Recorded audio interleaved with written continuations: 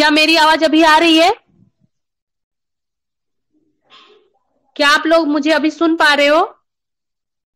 हाँ, ठीक है, ठीक है, ओके,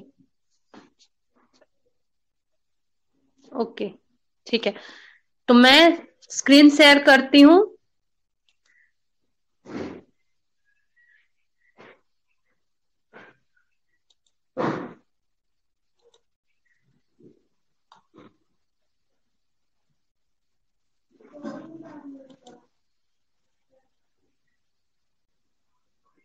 क्या आप लोगों को स्क्रीन दिख पा रहा है?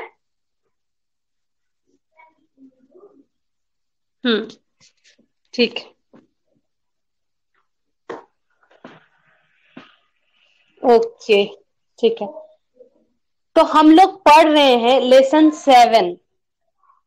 लेसन 7, स्वराज मेरा जन्मसिद्ध अधिकार। कौन सा लेसन पढ़ रहे हैं? लेसन 7, स्वराज हमारा जन्मसिद्ध अधिकार।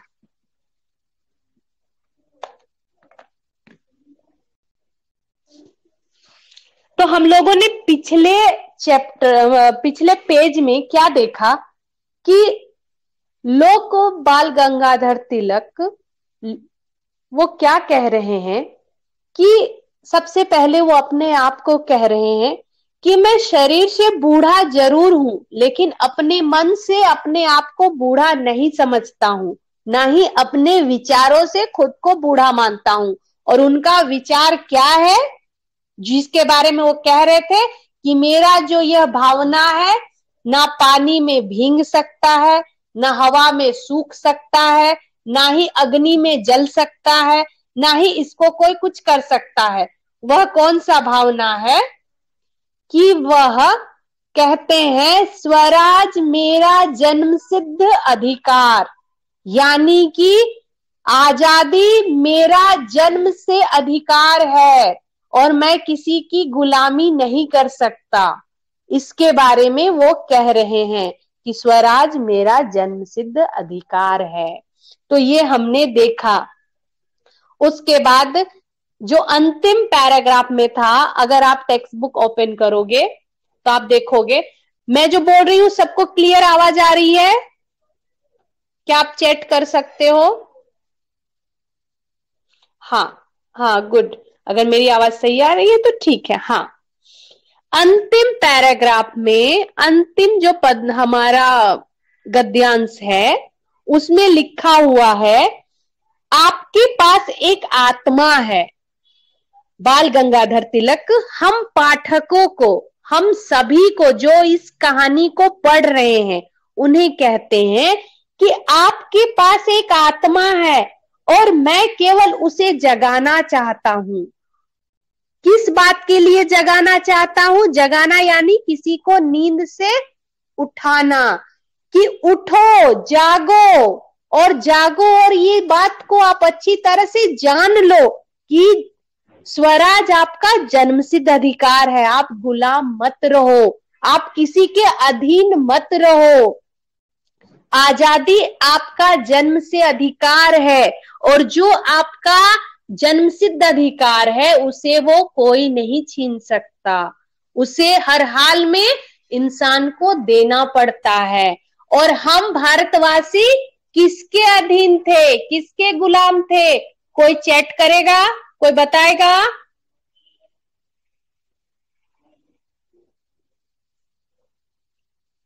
मैं आपको डिसेबल कर रही हूं, आप लोग बताइए, क्योंकि कोई भी नहीं देख पाएगा। हाँ, एक ने सही जवाब भेजा। नेक्स्ट।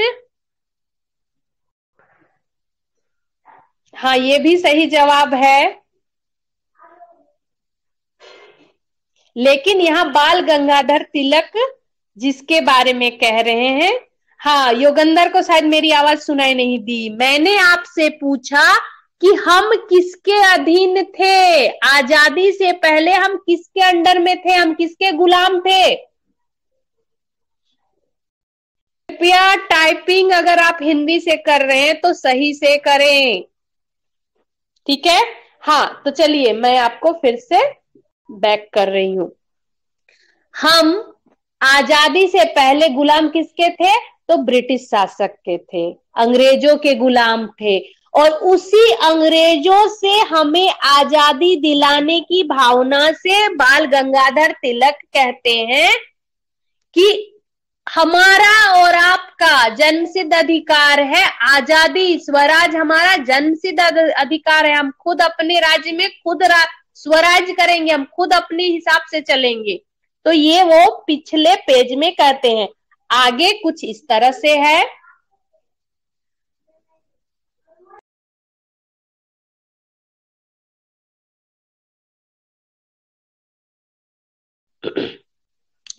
आगे लिखा है विज्ञान के दो प्रकार हैं। विज्ञान यानी साइंस। विज्ञान के दो भाग हैं, पहला दैवी और दूसरा राक्षसी। दैवी का अर्थ होता है जो कि धार्मिक विचारों से जुड़ा हो, जो मार्ग सही का जाता हो, उसे दैविक कहते हैं। और दूसरा राक्षसी यानी कि जो दानव प्रवृत्ति से होके जाता है। राक्षस का अर्थ क्या होता है? दानव। एक राष्ट्र की दासता, एक क्या है? एक हमें सिखाता है कि राष्ट्र की दासता यानी देश के प्रति गुलाम या देश का दास बन के रहो। दूसरे भाग में आती है राजनीति विज्ञान, राजनीति यानी पॉलिटिकल साइंस। दूसरा आता है राजनीतिक विज्ञान के। राक्षसी भाग का कोई नैतिक औचित्य नहीं हो सकता। यहाँ पे एक शब्द है कि नैतिक औचित्य, यानी कि नैतिक का अर्थ होता है जो नीति के संबंधित होता है। जो नीति यानी जो नियम के अनुसार चलता है उसको नैतिक कहते हैं। ठीक है, तो यहाँ पे पहला जो है नैतिक, और अगला शब्द है औचित्य। औचित्य का अर्थ होता है उपर्युक्तता या उचित होने की अवस्था। उचित होने की यानी सही होने का अवस्था, सिचुएशन। औचित्य यानी सही होने का सिचुएशन, अवस्था। ठीक है, नैतिक औचित्य यानी नीति के अनुसार सही होने का अवस्था हो सकता है। एक राष्ट्र जो उचित ठहराता है ईश्वर की दृष्टि में पाप का भागी है। यानी एक तो राष्ट्र जो उसे उचित ठहराता, कुछ ऐसे कार्य हैं जो राष्ट्र यानी कोई देश कहता है कि ये तो सही है, ये ठीक है, ये अच्छा है, लेकिन जब उसे हम धर्म की दृष्टि से देखते हैं तो फिर क्या देखते हैं कि ये तो ईश्वर की दृष्टि में, भगवान की नजर में ये पाप का भागी है। जिस काम को हम पाप करते हैं तो उस चीज में हम किस चीज के भागी हो जाते हैं? पाप के भागी। यानी आपने काम तो किया, लेकिन कौन सा काम किया? पाप करने का काम किया। और अगर आपने पुण्य क्या किया तो पुण्य के भागी होते हैं। ठीक है, नेक्स्ट पैराग्राफ में लिखा है कुछ लोगों में कुछ बात को बताने का साहस होता है, और कुछ लोग कुछ इस तरह के होते हैं कि उन्हें कोई भी बात बताने का साहस होता है, हिम्मत होता है, वो किसी से डरते नहीं है जो उनके लिए हानिकारक है। कभी कभी क्या होता है, बहुत हिम्मत वाला साहसी व्यक्ति हिम्मत करके कुछ भी बोल देता है अगला को जो मुझे पसंद नहीं है। यहाँ एग्जाम्पल 4 मैं अपने आप को कह रही हूँ कि मेरे सामने कोई आया और उसने हिम्मत करके वो बात बता दी, ये वो बात बोल दी, मेरी वो त्रुटि बोल दी, वो गलती बता दी जिसे मुझे सुनना पसंद नहीं है, मुझे वो पसंद नहीं है। अब फिर क्या होता है कि मुझे उससे मनमुटाव हो जाता है, फिर मेरा उससे लड़ाई झगड़ा ऐसे आगे फिर होने लगता है। तो कभी कभी यहाँ पे वही बाल गंगाधर तिलक कह रहे हैं कि कभी कभी कोई लोग ऐसे साहसी होते हैं जो अपनी बात को आसानी से बता देते हैं। हमारे मन में बहुत तरह के बात चलते हैं, कभी अच्छे कभी बुरे, लेकिन हम अगला को उसको जाके बता नहीं देते कि ये तू मुझे बिल्कुल अच्छा नहीं लगता, तुम्हारा ये काम मुझे पसंद नहीं है। ऐसा हम नहीं करते। ऐसा करने से क्या होता है, वो उनके लिए हानिकारक हो जाता है। जो इस बात को बताते हैं उनके लिए हानिकारक हो जाता है, उनके लिए ये हानि पहुंचाता है, उनको क्षति पहुंचाने का काम करता है। और कुछ लोगों में ये साहस नहीं होता, और कुछ लोग जो होते हैं तो वो देखते हैं कि ये गलत है, ये ऐसा नहीं होना चाहिए, लेकिन इस बात को जो कि गलत है उसे बोलने का हिम्मत नहीं रखते। वो बता ही नहीं सकते कि जो आप कर रहे हो ये गलत है। ऐसे भी व्यक्ति हैं। यानी दो तरह के व्यक्तियों का जिक्र हुआ। पहला, जो कि अपना बात बताने का साहस रखते हैं लेकिन उनके लिए ये बात हानिकारक हो जाता है, और दूसरे लोग जो ये साहस नहीं कर पाते। लोगों को इस सिद्धांत के ज्ञान से अवगत कराना चाहता हूं। देखिए यहां पे लिखा है, लोगों को इस सिद्धांत से, जो उनका एक थॉट है, विचार है, सिद्धांत है, उस ज्ञान से, उस नॉलेज से उनको अवगत कराना चाहता हूं। यहां एक शब्द है अवगत। अवगत का अर्थ होता है जानकारी देना, है ना। आप लोग लिखेंगे जानकारी देना, तो उसके बारे में लिख रहे हैं कि उन्हें मैं अवगत कराना चाहता हूं कि राजनीति और धर्म, राजनीति और धर्म, धर्म शिक्षा का एक अंग है। राजनीति और धर्म शिक्षा का एक अंग है। धार्मिक और राजनीतिक शिक्षाएं भिन्न नहीं है। यानी कि यहाँ पे वो कह रहे हैं कि धार्मिक, धार्मिक किसे कहते हैं? जो धर्म से जुड़ा होता है उसे धार्मिक कहते हैं। राजनीतिक, जो राजनीति से जुड़ा होता है उसे राजनीतिक कहते हैं। तो धार्मिक और राजनीतिक शिक्षा, उसका ज्ञान, दोनों का ज्ञान भिन्न नहीं है, अलग नहीं है।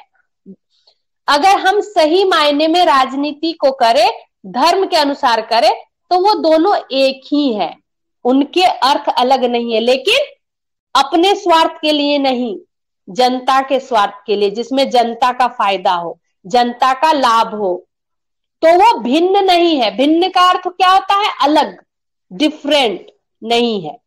यद्यपि विदेशी शासक के कारण वे ऐसे प्रतीत होती थी, देखिए यहाँ पे मेन जगह आ गया, यद्यपि, हालांकि जिसको बोलते हैं, यद्यपि विदेशी शासक, जब हम गुलाम थे तो विदेशों के शासन में थे, उनके अंडर में थे, हम गुलाम थे। विदेशी शासक के कारण वे ऐसे प्रतीत होती थी। जब हम गुलाम थे, विदेशियों के अंडर में थे, तो वो ऐसा प्रतीत होता था, ऐसा लगता था। प्रतीत का अर्थ होता है लगना, ठीक है। राजनीति के विज्ञान में सभी दर्शन समाये हैं। जब हम गुलाम थे तो हमें ऐसा लगता था कि राजनीति, तो राजनीति कौन करते थे? तो ब्रिटिश शासक करते थे, और वो हर वो काम करते थे, चाहे वो गलत हो, सही हो, सब कुछ करते थे, और वो अपने आप को ऐसा बताते थे कि ये सब सही है, धर्म के अनुसार भी और राजनीति के अनुसार भी। और वो कहते थे राजनीति विज्ञान में सभी दर्शन समाये, यानी ये सब चीज जायज है। जो ब्रिटिश शासक करते थे, अंग्रेज करते थे, वो सब सही हो, वही काम वो करते थे, चाहे वो धर्म के अनुसार हो या ना हो, राजनीति के अनुसार हो या ना हो, तो उसको वो सबको सही मानते थे। दर्शन करना यानी देखते थे, सभी चीजों को वो अच्छा समझते थे। और उनकी राजनीति कैसी थी? लोगों को बहुत वो प्रताड़ना देते थे, उनका उपज, उनका धन, उनका संपत्ति, उनका सब कुछ छीन लेते थे। अगर आप ध्यान से जब पढ़ोगे कि जब भारत गुलाम था तो उसे कैसी कैसी यातनाओं से, कैसे कैसे कष्टों से झेलना पड़ा, आगे बढ़ना पड़ा, तब आपको पता चलेगा इसके बारे में। आगे है, इंग्लैंड भारत की सहायता से बेल्जियम जैसे छोटे से देश को संरक्षण देने का प्रयास कर रहा है। अब यहाँ पे देखिए, उस समय की बात है, अभी की बात नहीं है। राइटर कह रहे हैं, राइटर कौन? बाल गंगाधर तिलक, कि इंग्लैंड कौन? जो आया था विदेशी, हम जिसके अंडर में हम थे, तो इंग्लैंड क्या करता था? भारत की सहायता से, भारत के हेल्प से बेल्जियम को, जो कि एक छोटा सा देश है, उसे क्या करता था? संरक्षण देने का काम कर रहा था। अब संरक्षण क्या होता है? उसे सपोर्ट करना, उसे हेल्प करना, उसकी सहायता करना, ठीक है। तो यहाँ पर लिखा है कि उसे संरक्षण करने का काम कर रहा है। सबको मेरी आवाज क्लियर से आ रही है कि प्रॉब्लम हो रही है? पहले ये बताइए, नहीं तो मैं बोलते रहूंगी और आप लोगों को सुनाई नहीं देगी। हाँ, क्लियर है, ठीक है, ठीक है।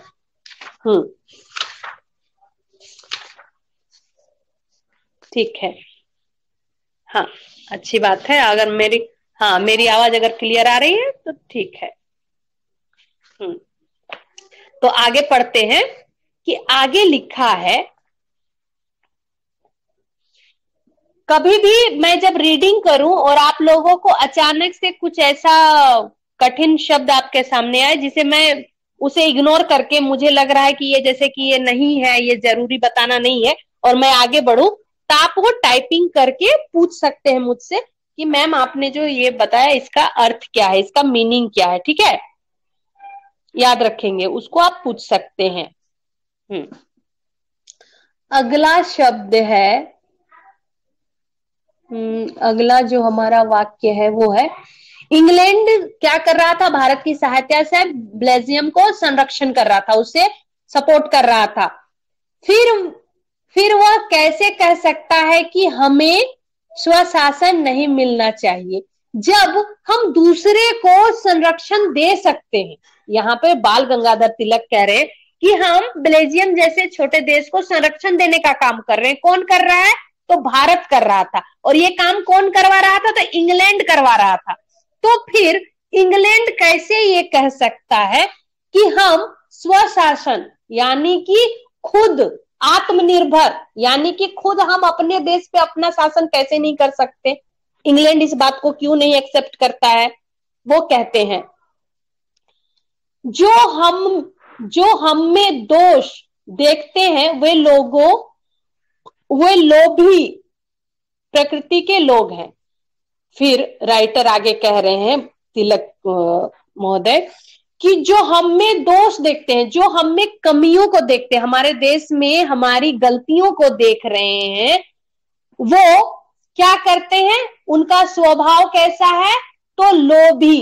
लोभी का अर्थ कौन कौन जानता है? टाइप कीजिए जल्दी, किसी को पता है लोभी का अर्थ?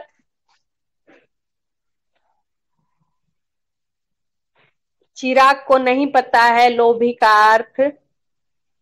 हाँ, शुभम नराले ने सही टाइप किया। लोभी का अर्थ होता है स्वार्थी, जो अपने स्वार्थ के लिए लोभ करता है, थोड़ा और मुझे दो, ये करो मेरे लिए, वो होता है लोभी। जो लोभ करता है उसे लोभी कहते हैं। हाँ, याद रखेंगे। तो यहाँ पे राइटर कह रहे हैं कि जब हम दूसरे को संरक्षण दे सकते हैं तो हम खुद स्वशासन क्यों नहीं कर सकते? हम अपने में अपना शासन क्यों नहीं कर सकते? हमें इंग्लैंड की क्या आवश्यकता है? जो हमें दोष देख रहे हैं, हमारी गलतियों को देख रहे हैं, वो लोभी प्रकृति के लोग हैं। और लोभी प्रकृति के लोग कौन है? इंग्लैंड के लोग, ब्रिटिश शासन, जो हमें ऐसे हमारी गलतियों को देख रहा है। परंतु ऐसे भी लोग हैं जो परम कृपालु ईश्वर में भी दोष देखते हैं। अब यहाँ पे राइटर कह रहे हैं, हाँ लालची, ठीक है, आयुष ने भी अच्छा टाइपिंग किया। लोभी का अर्थ होता है लालची, जो लालच करता है। तो वो कह रहे हैं कि कुछ ऐसे भी इंसान आपको मिलेंगे इस धरती में जो भगवान में भी, जो परम कृपालु होता है। परम कृपालु यानी कि जो सब पे कृपा करे, कभी अपने बारे में नहीं सोचे। भगवान को कभी देखा है क्या? वो बैंक बैलेंस बना के रखते हैं क्या? क्या अपने लिए वो कुछ सोचते हैं कि ये मैं भी खाना ढक के रखता हूं, ये मैं बाद में खाऊंगा? तो भगवान सिर्फ और सिर्फ अपने संतान के बारे में, अपने बच्चों के बारे में सोचते हैं, जो हमेशा कृपा करने का काम करते हैं, कृपालु हैं, कृपा करने का कार्य करते हैं। ऐसे ईश्वर में भी वो दोष निकाल देंगे। कुछ ऐसे लोग होते हैं जो भगवान में भी खामियां निकाल देते हैं, गलतियां निकाल देते हैं। कुछ ऐसे भी इंसान आपको इस धरती में मिल जाएंगे। हमें किसी बात की परवाह किए बिना अपने राष्ट्र की आत्मा की रक्षा के लिए कठोर प्रयास करने चाहिए। अब फिर राइटर कह रहे हैं कि हमें ये किसी भी बात का परवाह नहीं करना चाहिए, ना ही सोचना चाहिए। हमें क्या, ऐसे लोगों का कोई परवाह नहीं करना चाहिए, कुछ उसके बारे में सोचना ही नहीं चाहिए। परवाह करना यानी दूसरे की चिंता करना, पर उसके बारे में सोचना। तो हमें ऐसे लोगों के बारे में कुछ सोचना ही नहीं चाहिए। हमें क्या करना चाहिए? अपने राष्ट्र की आत्मा की रक्षा। और हमें अपने राष्ट्र की आत्मा की रक्षा कैसे कर सकते थे? कि हम गुलाम हैं और हमें ये फीलिंग हमारे आत्मा को जगाना होगा और हमें इस गुलामी से बाहर आना है। हमें स्वशासन चाहिए, हमें हमारा जो जन्मसिद्ध अधिकार है वो चाहिए। जन्मसिद्ध अधिकार क्या है? स्वराज। हमें स्वराज, अपना राज्य चाहिए, अपने आप को हमें आजादी चाहिए। तो इसके बारे में फिर वो कहते हैं कि ये हमें जो हमारी सोच है वो अपने राष्ट्र की आत्मा की रक्षा करने के लिए कठोर प्रयास का अर्थ होता है कड़ी मेहनत, कड़ी कोशिश करनी चाहिए। अपने उस जन्मसिद्ध अधिकार की रक्षा में हमें हमारे देश का हित छुपा है। और फिर कह रहे हैं लेखक कि जो मैं बार बार एक जिक्र कर रहा हूं कि जन्मसिद्ध अधिकार की रक्षा किसके बारे में कह रहे हैं? स्वराज मेरा जन्मसिद्ध अधिकार है। और वही जन्मसिद्ध अधिकार की रक्षा के करेंगे तो हमारे देश का हित छुपा है। सबसे पहले हम अपने बारे में बोलेंगे कि हमें स्वशासन चाहिए, स्वराज हमारा जन्मसिद्ध अधिकार। जब सब लोग एक ही बात को बोलने लगेंगे तो अंग्रेजों को यहां से जाना पड़ेगा। और अंग्रेज जैसे जाएंगे तो सिर्फ हमारा ही नहीं, हमारे पूरे देश का हित छुपा है, हमारे देश की भलाई छुपी हुई है। वो कहते हैं कि अगर ऐसा करेंगे तो हमें हमारे देश का हित हो जाएगा, हमारा भी अच्छा होगा और हमारे देश का हित होगा, अच्छा भलाई होगा। कांग्रेस के स्वशासन का यह प्रस्ताव पास कर दिया है। देखिए, सबसे पहले हमारे देश में कौन सा पार्टी आया था? कांग्रेस। ठीक है, तो कांग्रेस ने स्वशासन का यह प्रस्ताव पास कर दिया। सबसे पहले कुछ ऐसा प्रस्तावना थी जो कि पास हो गया। कौन सा प्रस्तावना? कि स्वराज हमारा जन्मसिद्ध अधिकार, ये एक प्रस्तावना बन रही थी, उसको पास किया, कांग्रेस ने पास किया। अगले पैराग्राफ में लिखा है प्रांतीय सम्मेलन कांग्रेस की ही देन है। प्रांत आप समझते हो? किसी को प्रांत का अर्थ पता है?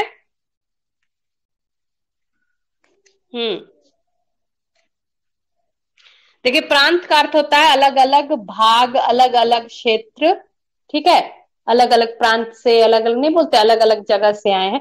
तो प्रांतीय सम्मेलन, जो सभी प्रांत एक जगह सम्मेलन यानी मिलते हैं। ठीक है, अलग अलग भाग के जगह के लोग एक जगह मिलते हैं, मिलकर चलते हैं, वो किसकी देन है? कांग्रेस की ही देन है। यहाँ पे पॉजिटिव चीज लिखा है कांग्रेस के बारे में कि हमारा देश कितने राज्यों में बना है वो तो आपको पता ही है। कुछ राज्य यहाँ है, कुछ राज्य वहां है, तो कुछ इसके इस देश के हैं, उस देश के हैं, लेकिन सबको एक साथ जोड़कर सम्मेलन यानी मिलाकर चलना, ये किसकी देन है? किसने ये चीज दिया है? कांग्रेस ने दिया है। तो कांग्रेस उस समय सभी को एक साथ मिलाकर चलने का कार्य कर रही थी, चाहे वो किसी प्रांत का हो, किसी देश का हो, किसी जगह का हो, तो वो ऐसा कार्य कर रही थी। याद रखेंगे, है ना। आगे बढ़ते हैं हम आगे। जो उनके आदेशों का, फिर आगे लिखा है, जो उनके आदेशों का पालन करता है, इस प्रस्तावना को लागू करने हेतु कार्य करने के लिए हम कृति संकल्प हैं। यानी कि जो हमारी इस प्रस्तावना है, कौन सी प्रस्तावना? कि स्वराज हमारा जन्मसिद्ध अधिकार है। हाँ, तो जो इस चीज को मानेगा, इस आदेश का, इस जो ऑर्डर को मानेगा, पालन करेगा, यानी इसका जो पालन करेगा, मानेगा, इस प्रस्ताव को लागू करने हेतु कार्य के लिए हम कृत संकल्प है। और इस चीज को लागू करने को, इसको वैलिड देने के लिए, इसको वैल्यू किससे? तो ब्रिटिश शासन से देने के लिए जो हमारी सहायता करेगा, उसके लिए हम कृति संकल्प है, यानी जिनके पक्के संकल्प किया हो उसके लिए हम बहुत ही कृतार्थ हैं, बहुत ही उनके क्या कह सकते हैं, जैसे उनके लिए बहुत ही हम अच्छी भावना को रखते हैं। इस प्रस्तावना को लागू करने हेतु कार्य करने के लिए हम कृति संकल्प है, और इसको हम पक्का करने के लिए, इस संकल्प को पक्का करने के लिए ये संकल्प लिया है। जैसे हम लोग बोलते हैं ना, ये मैंने सौगंध लिया है, ये कसम लिया है कि हम लोग इस भावना को जो सोच रहे हैं उसको लागू करेंगे, उसको लाएंगे। और ये कौन सा संकल्प है? स्वराज हमारा जन्मसिद्ध अधिकार। चाहे ऐसे प्रयास हमें मरुभूमि, मरुभूमि किसको किसको पता है, किसे बोलते हैं मरुभूमि? चैट कीजिए, किसी को पता है मरुभूमि किसे कहते हैं?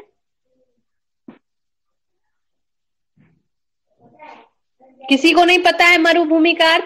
मरुभूमि का अर्थ होता है बंजर भूमि, अनुपजाऊ, हाँ मरुस्थल भी कह सकते हैं, हाँ जहाँ पे सिर्फ रेत ही रेत होता है, जहाँ पे कुछ फसल, कुछ भी जहाँ पे खेती नहीं हो सकती, उसे मरुभूमि कहते हैं ना, याद रखेंगे।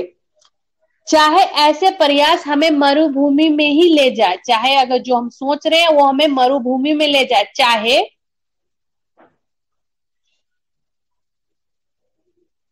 हम कृति संकल्प है, फिर से कृति संकल्प आया है, जिसके लिए हम पक्का संकल्प किए हैं उसे कृति संकल्प कहते हैं। कृत संकल्प, कृत संकल्प, इसके लिए हम पक्का संकल्प ले चुके हैं।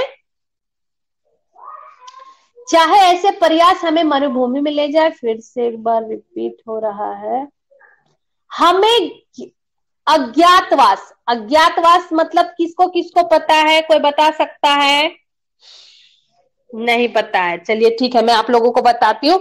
अज्ञातवास का अर्थ होता है अगर हम कहीं जाए और किसी को पता ना चले कि आप, मुझे ये पता नहीं चलना चाहिए कि आप हो कहाँ, उसके लिए आदमी को जैसे छुप छुप के जीवन जीना पड़ता है ना, बिना किसी को बताए, उसे अज्ञातवास कहते हैं। ठीक है, याद रखेंगे।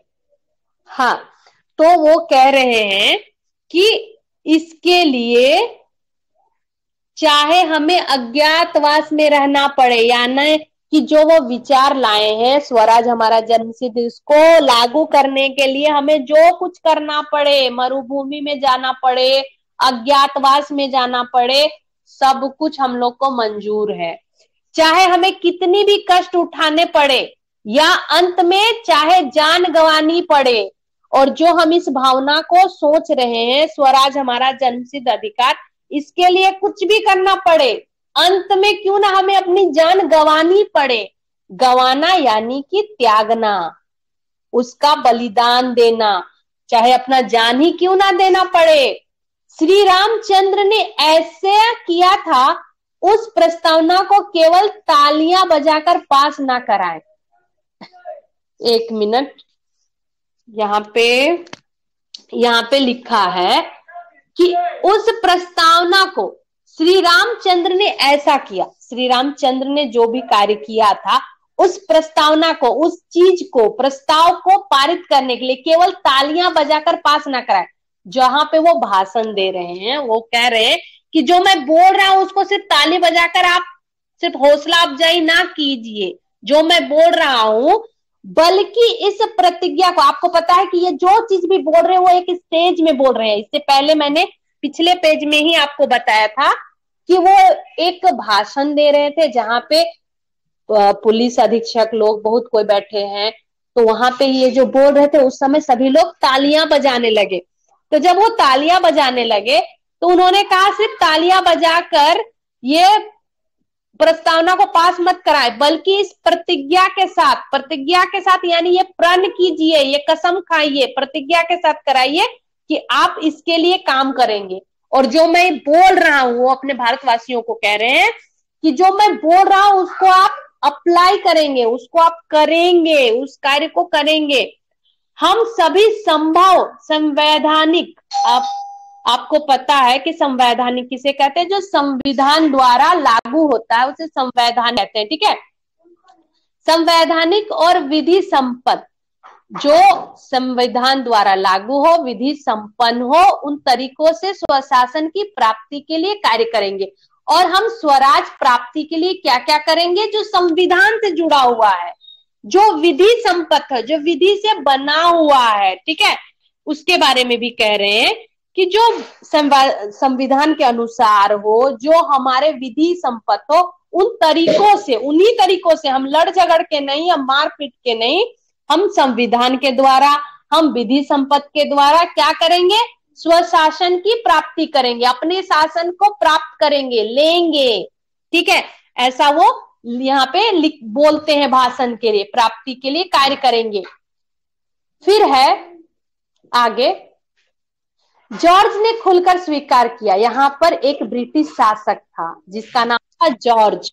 क्या नाम था? जॉर्ज। ठीक है, जॉर्ज ने खुलकर स्वीकार किया, एक्सेप्ट किया इस चीज को कि भारत के सहयोग के बिना इंग्लैंड अब चल ही नहीं सकता। वहां पे एक ब्रिटिश शासक बैठा हुआ था जॉर्ज, उसने एक्सेप्ट किया कि हाँ, मैं इस बात को मानता हूं कि भारत के सहयोग यानी भारत के मदद के बिना इंग्लैंड अब नहीं चल सकता है।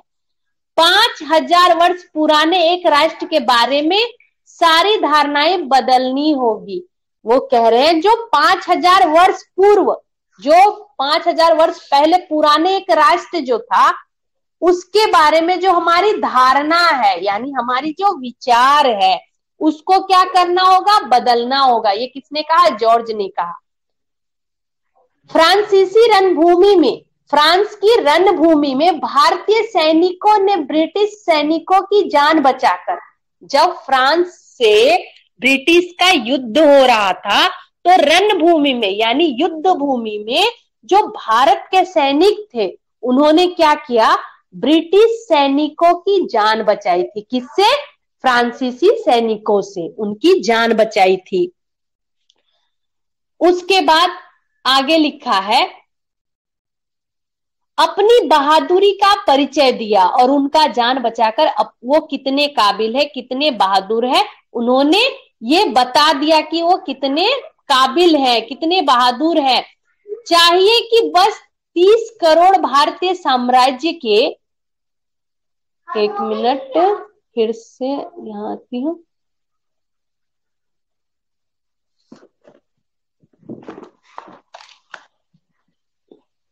कहां से, हाँ, 5000 वर्ष पुराने एक राष्ट्र के बारे में सारी धारणाएं बदलनी होगी।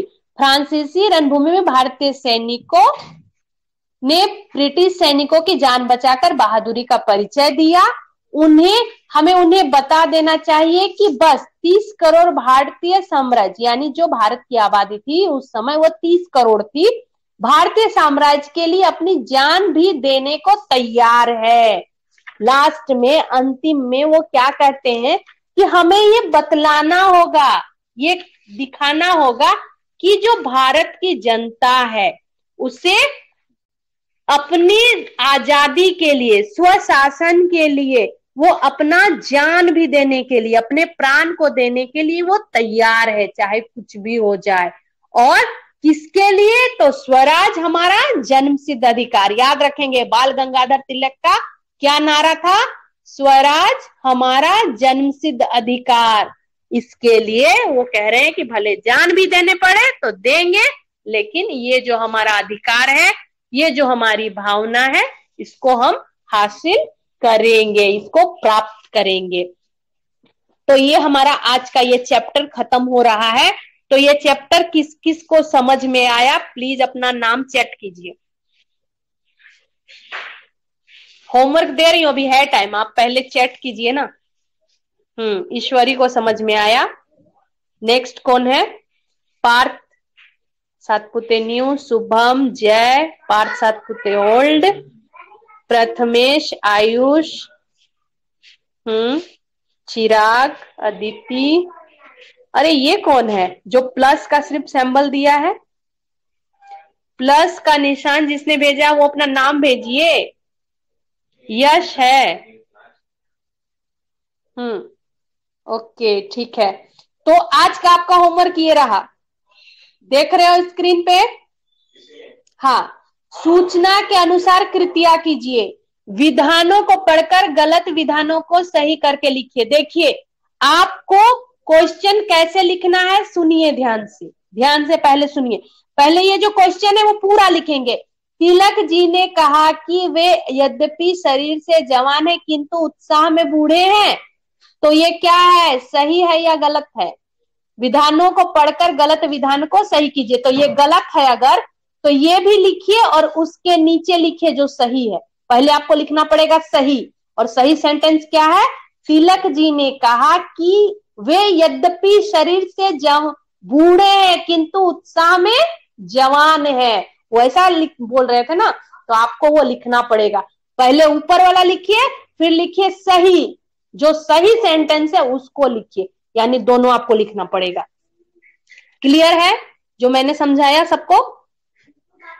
हाँ ठीक है, क्लियर है। नेक्स्ट है, प्रांतीय सम्मेलन अंग्रेजों की देन है। अगर ये सही स्टेटमेंट नहीं है तो पहले ये लिखेंगे कि प्रांतीय सम्मेलन अंग्रेजों की देन है, तो लिखेंगे सही, नीचे लिखेंगे, उसके बाद लिखेंगे प्रांतीय सम्मेलन किसकी देन है? तो कांग्रेसों की देन है। ये लिखना है ना हम लोगों को? हाँ ऐसे लिखोगे। सिर्फ अगर आपने जो करेक्ट आंसर है जो एक लाइन लिख दिया तो नंबर नहीं, नंबर 0/0, ठीक है, कुछ नहीं मिलेंगे आपको, कोई अंक नहीं मिलेंगे। अगला है टिप्पणी लिखो। टिप्पणी लिखो यानी इनके बारे में लिखो। लोकमान्य बाल गंगाधर के बारे में कुछ थोड़ा सा लिखिए, अभी आपने इतना कुछ जाना। होम रूल के बारे में आपके लेसन में आया है ना, होम रूल, उसके बारे में क्या जानकारी है, 2 लाइन उसके बारे में लिखिए। अब देखिए, ये जो संजाल आप देख रहे हो, कृति पूर्ण करो, तो सबसे पहले ये डायग्राम आपको बनाना है। बिना डायग्राम बनाए आप 1 2 3 4 नंबर देके नहीं लिख सकते। पहले आपको ये जो टी शेप में आप देख रहे होंगे मेरे कर्सर को, कि टी शेप में जो ये संजाल बना है, पहले ये बनाइए, ऊपर लिखिए जन्मसिद्ध अधिकार की विशेषता। 4 कौन कौन सी विशेषता है आपको लिखने पड़ेंगे, ठीक है, संजाल बनाकर। जो अंतिम प्रश्न है वो है उत्तर लिखो। उत्तर क्या लिखो? लोकमान्य तिलक जी द्वारा दिया गया नाम। उन्होंने कौन सा नाम दिया गया था? लोकमान्य तिलक जी द्वारा दिया गया नारा। अभी मैं बार बार बोल रही थी, मैंने गलती से नाम पढ़ा, यहाँ पे नारा है, लोकमान्य तिलक जी द्वारा दिया गया नारा। चेक कीजिए तो किसको को अभी समझ में आया कि उनका नारा क्या था? चेक कीजिए।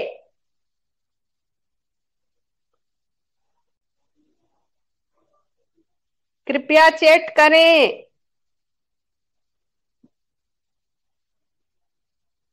उनका क्या नारा था बाल गंगाधर तिलक का? स्वराज हमारा जन्मसिद्ध अधिकार। युगंधर ने ठीक लिखा, सही सही, यस यस। हाँ, स्वराज भी लिखना पड़ेगा, ईश्वरी की स्वराज हमारा जन्मसिद्ध अधिकार है। हाँ, आपको लिखना पड़ेगा।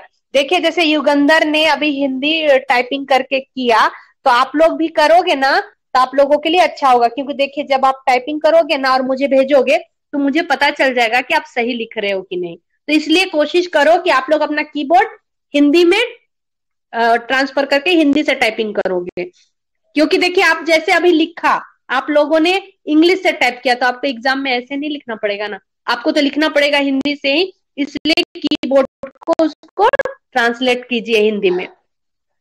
हाँ, स्वराज हमारा जन्मसिद्ध अधिकार, ठीक है, नारा था। तो आपको समझ में आ गया कि आज का होमवर्क क्या है? सबको समझ में आया? हाँ, चिराग को समझ में आया, ईश्वरी को भी आया, अदिति को भी आया, पार्थ को भी आया। हाँ, प्रथमेश ने भी टाइप किया, स्वराज हमारा जन्मसिद्ध अधिकार, गुड। जय को भी आया। हाँ, और आप सभी को हिंदी के मार्क्स मिल गए?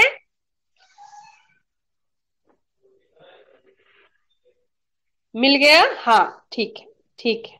नेक्स्ट टाइम थोड़ा सा और अधिक मार्क्स लाने की कोशिश कीजिए, और कुछ भी डाउट हो तो पहले से क्लियर कीजिए, नंबर अच्छे आने चाहिए। तो हमारा टाइम अभी लगभग खत्म होने वाला है, सिर्फ 20 सेकेंड बचे हैं। तो हम लोग फिर अब मिलेंगे कब? थर्सडे को। हमारा नेक्स्ट टाइमिंग होगा थर्सडे। तो थर्सडे को हम अगला चैप्टर शुरू करेंगे। उससे पहले अगर कुछ डाउट होगा आपको तो आप मुझे बताओगे कि कुछ प्रॉब्लम है, कुछ समस्या है, वर्ड मीनिंग, भावार्थ, या फिर लेसन से संबंधित, कहानी से संबंधित, क्वेश्चन से संबंधित, जो भी आपके प्रश्न है आप पूछ सकते हैं चैटिंग के द्वारा। हाँ, 20 सेकेंड हमारे पास बच्चे हैं, तो ठीक है, चलिए सबको मेरा बाय, टेक केयर।